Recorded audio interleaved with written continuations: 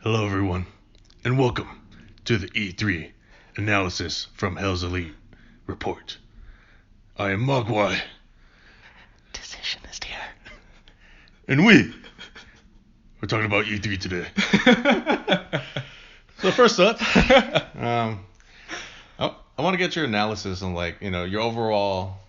Were you happy with E3 this year, or were you a little disappointed? Like overall? Yeah, just like. Yeah, I was pretty disappointed. Yeah. If I had to say. All right. I guess that's what we're starting off with, because I agree. I was a little disappointed. I don't think my hopes were high. I think I kind of prepared for this. Yeah. I was a little bit on edge about everything, and we could just go into it. Some of the games that I really enjoyed. Cyberpunk. Yeah, obviously. Was awesome. Yep. Halo Infinite. I really wanted some gameplay. Yep, just cinematic. Just cinematic. You're going to be hearing that a lot, by the way, guys, because that's pretty much all they fucking showed. Unfortunately, we did not get a lot of gameplay this year. Yeah, so. So, yeah, Halo Infinite was... even though it was cinematic, it was a great fucking trailer. I loved it. It got me hyped for it. I didn't even know it was Halo at first until I saw his UNSC, and then I was like, oh shit, nice. So other games. One game that kind of threw me off guard. Where is it? It's called Bleeding Edge. Mm-hmm. I don't know if you know too much about it, but it's basically a 4-on-4. They say it's gonna be a free game on Xbox. I believe it could be under Game Pass or not. Basically what it is like 4v4 multiplayer, kind of like from looking at it, it was just a cinematic trailer, but they had like powers and everything, kind of like giving me like an Overwatch kind of feel, where you get like these certain powers that can unleash when you like save enough time, something like that. Oh, okay. And I'm always down for like more games I can play with more people in the club, and that seems like one of them. It would be fun, and it's free. So, other games, Fallen Order, I kind of liked. I'm a little bit hyped for. Not so much, but just a little bit. Keeping an eye out for it. I want a good story, and this seems like it could be a good story, but kind of like keeping my wits about me. You know what I mean? It's EA. Yeah. So. What'd you think about it, Fallen Order? Okay, I was a little disappointed, right? I was really excited for it the first time, and obviously trying to keep everything contained because, again, EA. So, yeah. And then I saw the gameplay trailer, and it was clear there was some things they need to work on. Right, like how they were explaining the fighting and techniques and stuff just seemed super cool. Like there was a bunch of different stuff you could do, all kinds of things. Like I thought it was cool. Like it was cool, but also for me it seemed a little bland. Yeah, the gameplay. Yeah, exactly. Like and then what the whole thing about I saw this. They killed one stormtrooper or clone trooper, no stormtrooper, and straight up lightsaber went straight through his torso, all the way around, like he'd be cut in half, right? Yeah, and he just fell like perfectly down. Yeah, I saw that too. Everything. It's a lightsaber. There's one cool part though, where like the guy shot a laser, the stormtrooper shot a laser. And he pulled a Kylo Ren. And he put him towards him, and put him in front of the thing. I was like, oh, that's cool. Even that though, like the reaction of his like he just pulled him in, and it was just like boop, dead. I was like, oh, that's cool. Yeah, and just moved on. Yeah. So I don't know. It'd be kind of cool, like if the laser like kept going, you know? Yeah. It's a fucking laser, you know? It doesn't fucking laser beam. Freaking laser beams. It was okay, I'd say. Overall, it was all right. Okay. Other game, for those that play Apex, a new character was announced, Watson. Yeah. She looks really fun. She does. I can't wait to play her. She looks like you can just fuck with people all day. Yeah. So I'm excited for that. She's definitely like on the defense side. Yeah. You know? And I've always been looking for a really defensive player because that's the whole point of Apex is to be super offensive. You know. Yeah, that's why I like it. It's because it's bringing something new. I like when a new character, like Overwatch, when a new character gets announced, it kind of changes the whole meta. Yeah. When that's why I want an Apex. I want new characters to change the way I play. Mm-hmm. You know, so it could bring me back to it. Yeah. Elden Ring. Yes. Elden Ring. Again, no gameplay, but it's the first time it's being announced. I can let it slide. Yeah. It looked good, and there is that absolute Dark Souls feel to it. Definitely. Right off the bat with those guys with multiple arms. I was just the guy that was just ringing the hammer, I assume on the ring. Yeah. And just like, you get some Lord of the Rings, you get some Game of Thrones, and you get some Dark Souls feels from it. Yeah. So I'm excited. It looks good, right? I'm trying to keep everything maintained because we don't know what the game's about. Nothing at all. Yeah. You know, that's the thing about cinematic trailers; they can throw you off the trail. That's probably my most hyped game. Like, Yeah, I'm really totally. excited for that game. Me too. And because I believe From Software is going to make us a great game. Like, they've never failed. Yep. And I mean, having George R. R. Martin on board, it's going to be even better. Yeah. Yeah. But let's get into overall the E3, what we thought about it. Yeah.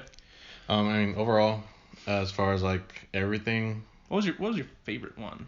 my favorite game Like no favorite. Announced? Or moment, Yeah, sure. it's definitely Keanu Reeves. When Keanu Reeves got like introduced in Cyberpunk, that was awesome. And then he came out and he was so cool.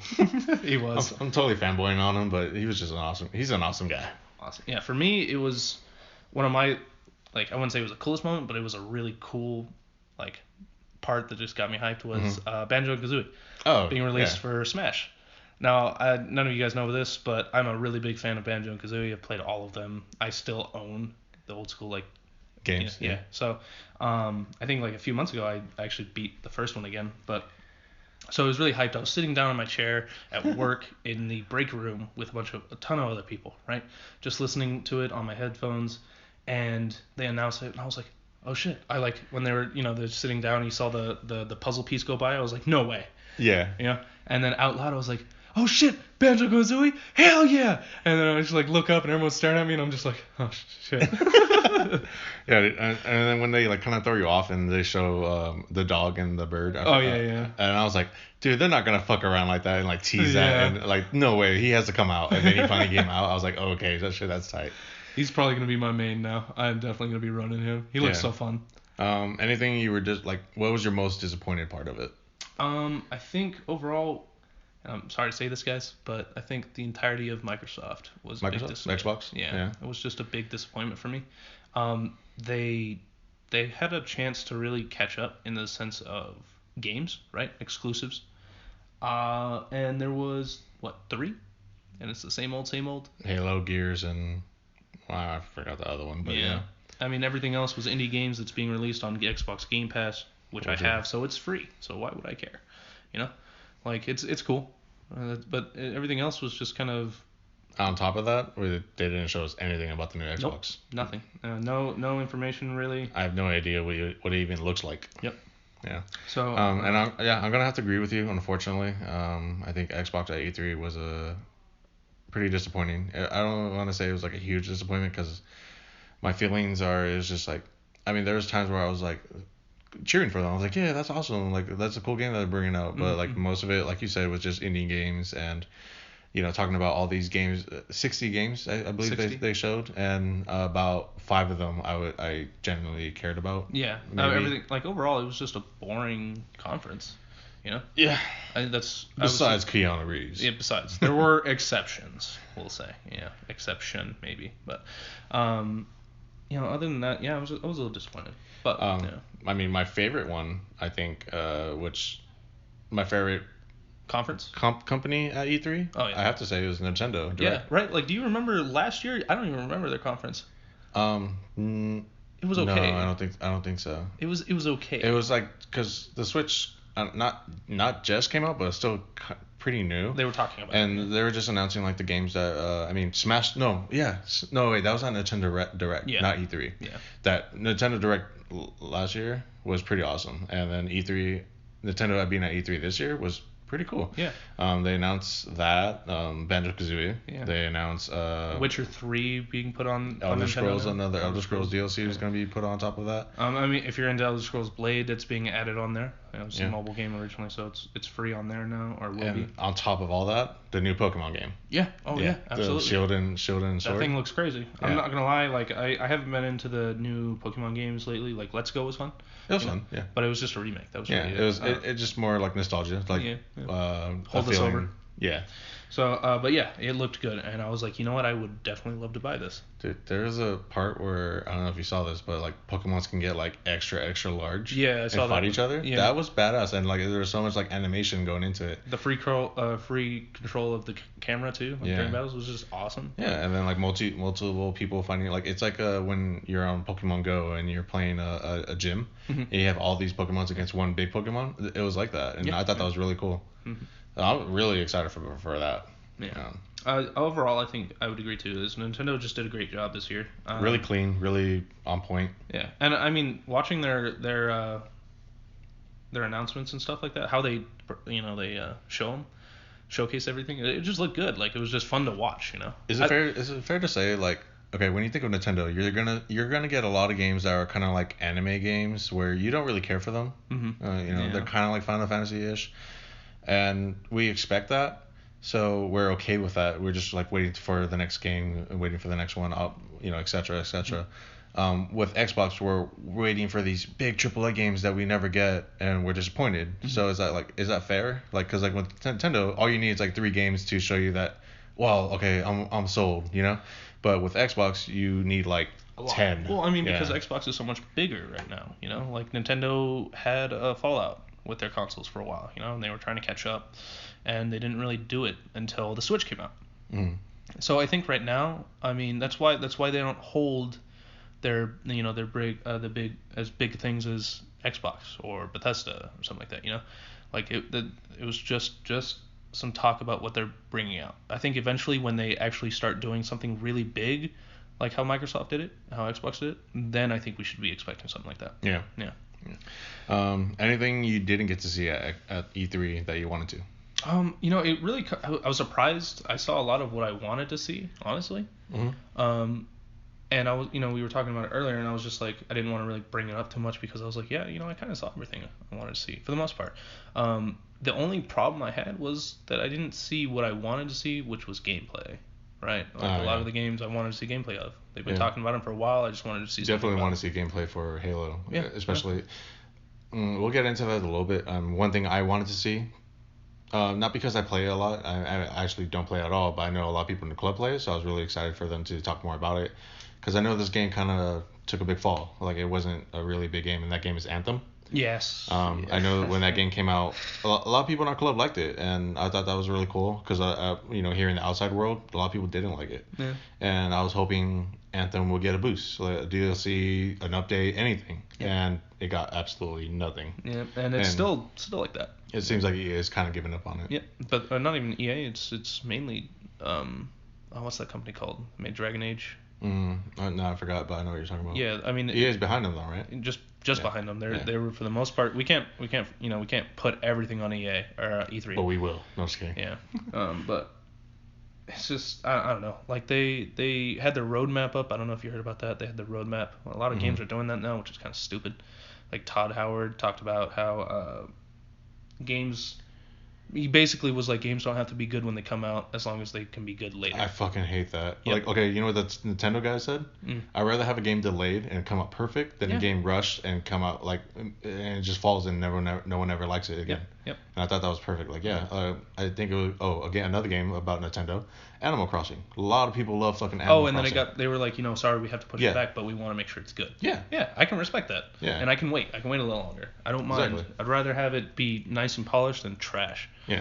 And I want the game to be done when I play it. I don't want it to be like I get 50% of the game and I'm waiting for the next update to give me the next 10% or something like that, and so on and so on. Mm-hmm. I don't like games like that, and a lot of times people fall off games because they come out like that and they're not finished. Yeah. And that's why a lot of people are kind of hating the way updates are nowadays. Yeah. So I mean, they had that roadmap to bring it back. They had that roadmap to talk about what they were going to be bringing up, and then they just got rid of it outright. Yeah. We don't know what's going to go on with them right now because it just seems like it's just a dying community now, which is unfortunate because it had such good potential. Yeah. I was so excited for that game when they first announced it, But even the gameplay, like the gameplay trailer, that's why you got to be careful sometimes because the gameplay trailer that they showed at I think it was E3 at 2018. We're talking about Anthem, right? Yes. Okay. I think it was 2018. When they showed the first gameplay trailer, oh, it was awesome. It looked fantastic. The storms that came in, the wildlife, everything. But when you go into the game now, it's dead. There's nothing there. It's empty. It seemed like I was really excited about this game because I didn't want to say it because I don't want to jinx it. But I thought it was really going to be fun for like a group of us to play together. Yeah. Like if we have all 4 of us like playing, that would be an awesome game. And I knew I wanted to wait for the reviews and everything, and when I saw the reviews, when I saw the reviews not do so well, I just didn't jump on. Yeah. So that was that was pretty much it for me. What about you? You see anything you wanted to see but didn't? Wanted to see, but didn't. I mean, Anthem was mine. Oh yeah. Oh yeah. So, but moving on, Xbox. Let's talk quite a bit about Xbox and get a little bit more detail into that. Okay. I really think that they didn't live it. My way to say it, how I like saying it right now. Mm-hmm. Xbox at E3 2019 was just a recast of Xbox at E3 2018. That's a good way to say it. Yeah, and I think if you look at it 2018, same fucking shit. Cyberpunk was there, Halo Infinite got announced, Gears of War 5, and a little bit like hints about the new Xbox, and then we come back to 2019, same shit. Yeah. Just with less gameplay, no. Yeah.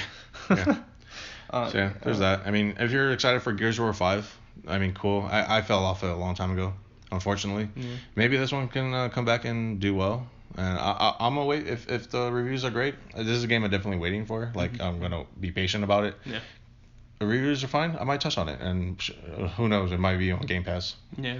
I mean, I think Gears of War 4 is on Game Pass, isn't it? Yeah. So we'll probably see it on. If it's there, then I'll download it because I played Gears of War 4 and the story wasn't bad. It was a good way to try to bring people back. I think, especially considering like Judgment Day and stuff, which personally I thought was garbage. My opinion, though.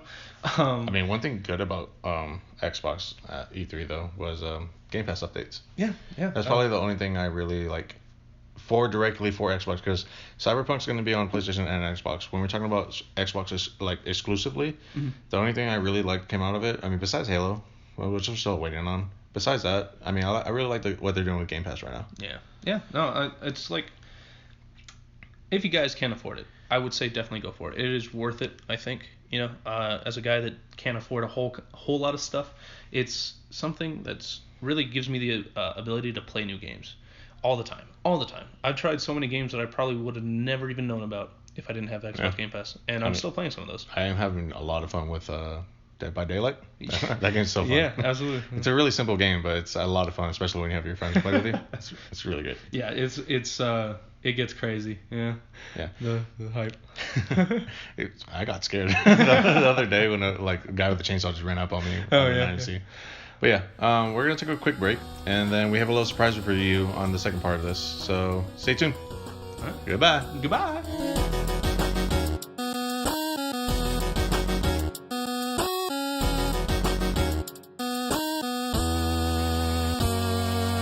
Hello everyone, and welcome back for the second part of our E3 analysis. We got one certain topic to talk about right now, and that's going to be between xCloud and Stadia. Yeah. And we have a surprise guest for you. Welcome, Misfit. Yo, good to be here. I was a little scared that you weren't going to say anything. All right, so basically, you guys want to get into it? Sure. I mean, to sum it all up, it's that it's just a cloud where you get like a ton of stuff where they want to stream it, right? Mm. They want to be able to put it on like a bunch of different platforms, devices, stuff like that. I think Stadia right now is confirmed as soon as it releases. It'll have the Chromecast Ultra devices, Pixel 3 and Pixel 3a along with PC, but they plan to add some more stuff to that. Huh. So yeah, we can get into it. What do you think, Misfit? Well, to get into not too many statistics or anything like that, the biggest difference that I see between the two, Stadia, I think Google's onto something. I feel like having the amount of money that Google has, the amount of customer base that Google has, they make it a serious contender to just snag the market. But all that aside, it's gonna come down to which platform, because you can't really call them consoles anymore, because it's all server based, it's all in the cloud. So that's where gaming is going, and I saw that probably 3 years ago going that direction. Mm-hmm. Now I have messed with like other streaming services such as PlayStation Now. It's cool, but there is a serious latency to it, and I think that's definitely also a huge concern for a lot of gamers. If I'm in that hardcore multiplayer match and it comes down to the millisecond of me making that shot or not, is it going to deliver? Is the biggest question. Right. So is everyone going to be on equal terms when playing on anything? Yeah, it's got to be even. I mean, but from what I'm reading on the Google, Stadia. I love the concept. I think they have everything that they need. I think once it's fine tuned, it's going to be a powerhouse to be reckoned with. Hmm. But all in all, there seems to be some latency issues that I am reading about, but it's very minute to the casual gamer, but to the competitive gamer, I think it's going to make a serious difference. Right. Definitely. Question: what games can Google bring to the board? I know they're probably going to get every game like Call of Duty and Assassin's Creed. They're Game claiming to type have of. all the mainstreams. They already signed Ubisoft, which is about 90% of all games we play today. True. Um, and with the exception of PlayStation exclusives and Microsoft exclusives, they're going to have everything. So that's probably going to be the biggest bidding war is like what exclusives can you bring to the board. Just like today in consoles, it's just going to be like more streaming because we know PlayStation and Xbox probably have a heads up on it compared to Google. Mm-hmm. So we'll see. I'm excited to see what Google can bring, as far as exclusives. Something brand new, yeah. Yeah. Like, do you think they'd be like, how are they going to downgrade the game, right? Like, for example, Witcher 3 just got brought to the Nintendo Switch, and there's a clear downgrade in the graphics that it does. Do you think like it's going to be so noticeable that it could be like a problem in the near future? I think Google is relying very much so on your internet connection. So I feel like anything when it comes to that is going to be based upon that. Mm-hmm. I think they said you can stream at a minimum of 34 megabytes down, Wow. but you're not going to but their capability running on FiOS or one of those higher end internets. I think you're going to be just fine. You'll be able to stream 4K and do it all. Right. Okay. So imagine that you bring it to like your phone, right? And you're playing on something on your phone or whatever. Do you think like nowadays, because even a lot of phone companies, they tend to cut a limit to how much data you can use? Do you think that's going to be an issue at all when you're trying to away from home, you maybe not connected to something? I don't think so. Not for the people that have unlimited data plans, Okay. which most people do. I don't think that it's going to be a big issue. I think the biggest issue is going to be where you're at in the world and what kind of internet connection you have. Because you're going to need to. They're doing all the processing and graphics on their end. All you're Right. doing is logging in. I mean, that's their concept. Okay. Yeah. And with that, I'm sure there's going to be a lot of phone companies jumping out on this and like giving out some deals, like get our phone and we'll give you like a subscription with Google or something like that. For certain months free or something. I'm positive phones are going to jump on that. Oh yeah. Well, that'd be crazy for them not to. Yeah. Well, okay. So you talked a little bit about Google and your thoughts on that. You think it's going to be a great company, or it's going to work great. What do you think of the xCloud, Project xCloud? Do you think it's going to be any good? Well, I would say that price is going to be a big thing for both. But they also work the same but different. They're like in the same league, but they're not even in the same ballpark. Because what Google's doing is like they have all these supercomputers everywhere all over the world. They're Google. So you're tapping into those things, but what Xbox is I think they're more focused in on not what could be hardcore gamers, which is what Google audience is. Everybody uses Google, but there's a lot of people that play, mobile stuff. Right. That like, are those gamers going to go hardcore when it comes to this? Is what Google's asking them. That's what they want. But Xbox is like, hey, we just want to deal with the people that we have because we care that much. So what they're doing is they're going to make your Xbox that you already own be able to stream as its own server to your devices, such as your phone or tablet. Right. So, but then they're also to contend with Google. They're which they haven't announced a price point. Google has, but Xbox hasn't.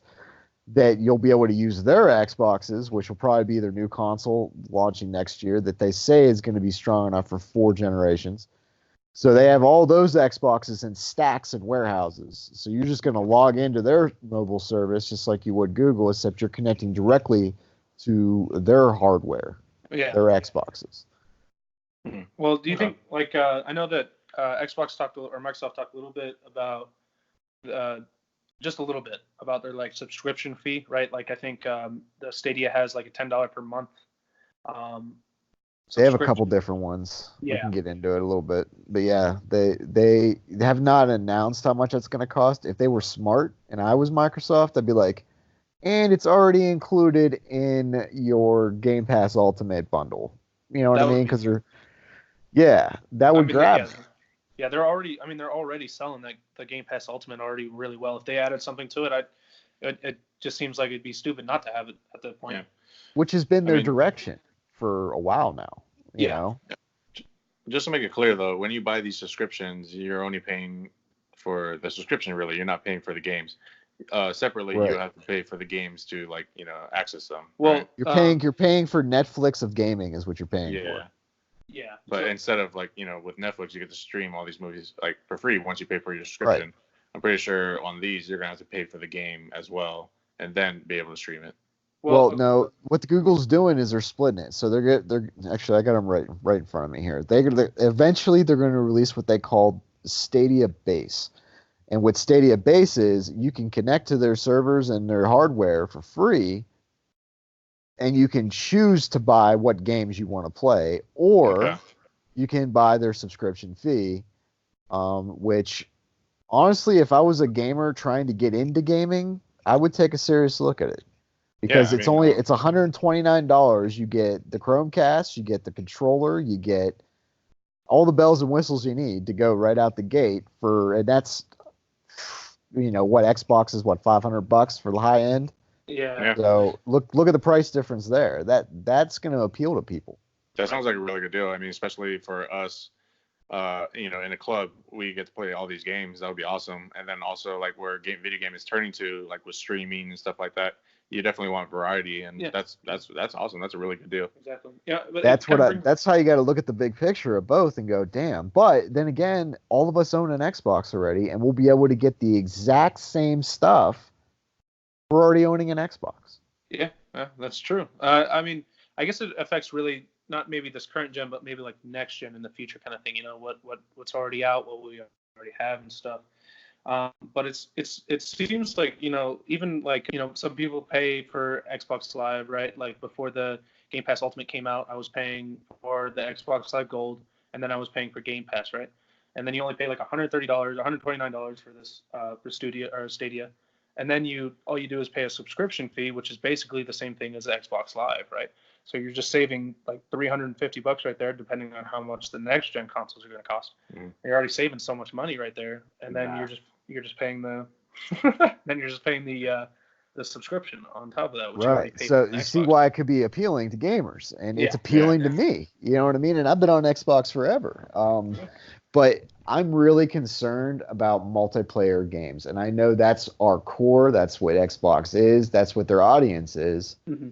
And I know that I trust direct streaming from my own Xbox over logging and paying for Google. And any device you can play your games on, yes, but has to have Google Chrome on it, which I don't like Google Chrome. I think it's a piece of garbage. So I don't know. It's really going to come down to personal preference. To definitely, without a doubt, come to exclusives in games. That's one thing Microsoft has in place. I'm assuming we didn't hear anything from them with too many new IPs, but if you look at the big picture, no one really did. Right. Because it's that year of the hardware. They wanted to really show you their streaming service, their plans, and their goal for the future. And I think all the games are going to come next year, probably 2021. That's my guess. So you think this is going to be this is going to be taken over in 2021? Is that what you're saying? I feel like we're going to see the battle last at least till 2021 until we know for sure that Google's service is everything they say it is. But no doubt in hell that Xbox, their new Scarlet, is one hell of a piece of a machine. It probably is gonna. I mean, would you rather stream from something like that for paying a little bit more, or trust someone else's supercomputers? Right. I think some people just got to think about like what it means for them in the long game. Like would you rather have an Xbox? Because that brings up my next question is like, what do you think will happen to people that like to buy discs and stuff? Collection editions and stuff like that.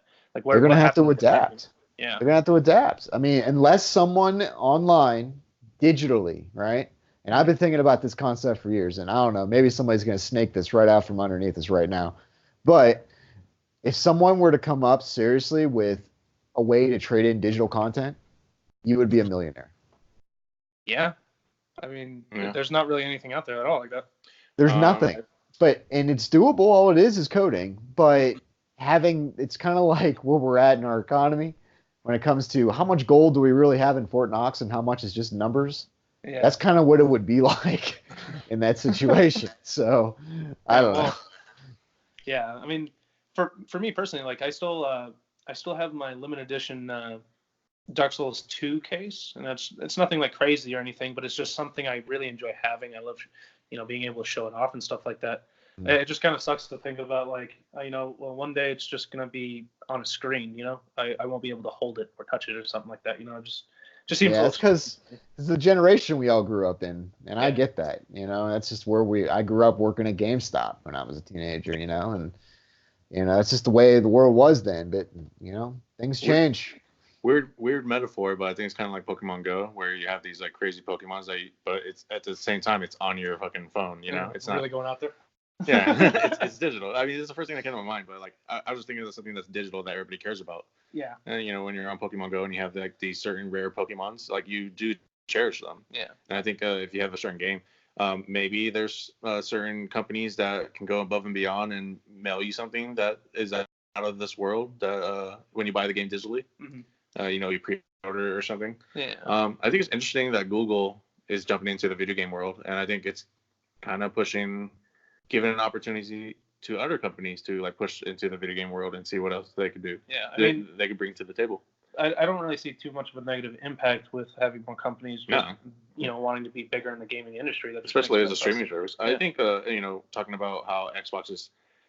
What Misfit said about Xbox is still going to have its own Xbox, and that brings something to the table. While Google, you have to kind of figure out your own thing. Yeah. I think once they see that, because that's a real thing that could happen for a lot of people. Once Google sees that, I think they might actually make their own hardware. They're like, hey, plug this to your TV, and then you could stream a lot better. Well, they already have. They have Google Chromecast. Yeah. Which I assume. From what I heard, that's all you need. Yeah, because all the hardware is in their warehouses all over the world. So all you gotta do is just have a fast enough processor of a device to know and link you to that supercomputer. Right. Well, do you imagine? I mean, phones are already expensive these days. You've fucking seen the price go up just to really be able to handle like a AAA game, just to try to get it to be as well as it can be. I think maybe like they'll make a controller.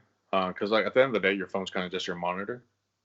They're talking like any screen. Like it doesn't matter as long as you can connect to the internet. Mm-hmm. You're good. They might just sell a controller that you can just put your phone on top of and have the phone. Oh yeah, I know Stadia's selling like a $69 controller right now. Yeah, something like that.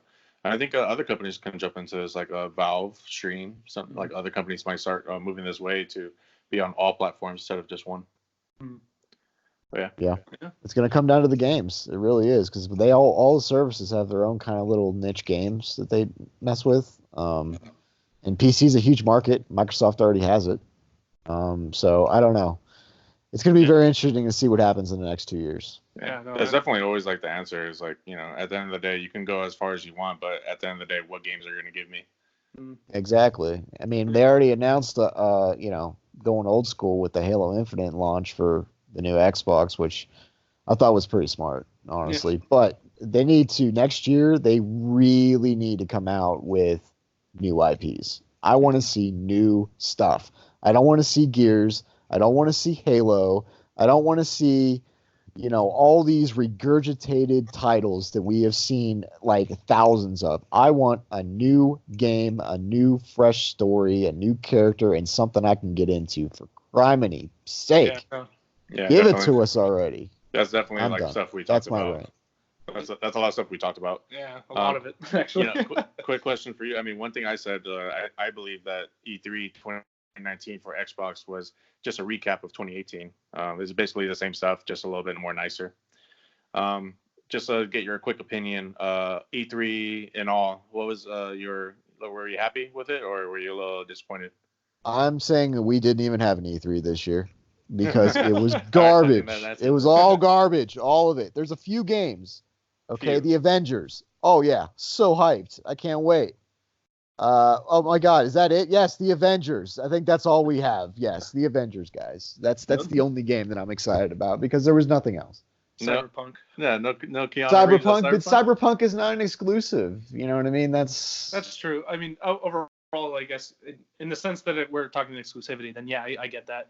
It's just, I honestly like that was the only thing I liked. That's it. Yeah. I mean, not to recap on what we just talked But like about. 5 but- titles. We'll say 5 good titles out of the entire show, and that's including Ubisoft. Like, and they I'm had not even 60 counting games. this E3. Yeah, 60 60 games for of, Microsoft. and half of them were like, independent developers.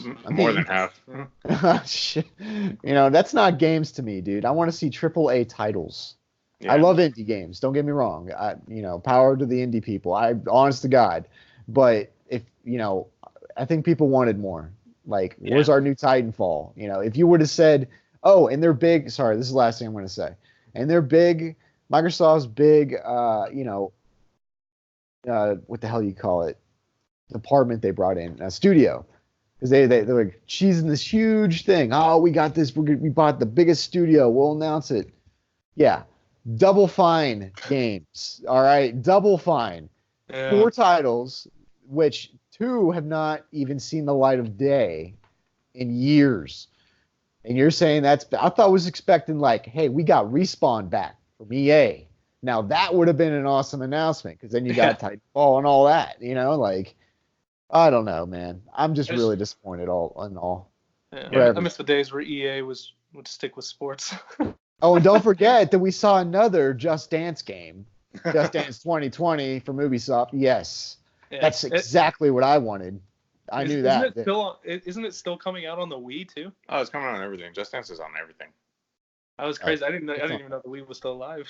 The Switch is doing really well, but that's their own niche market too.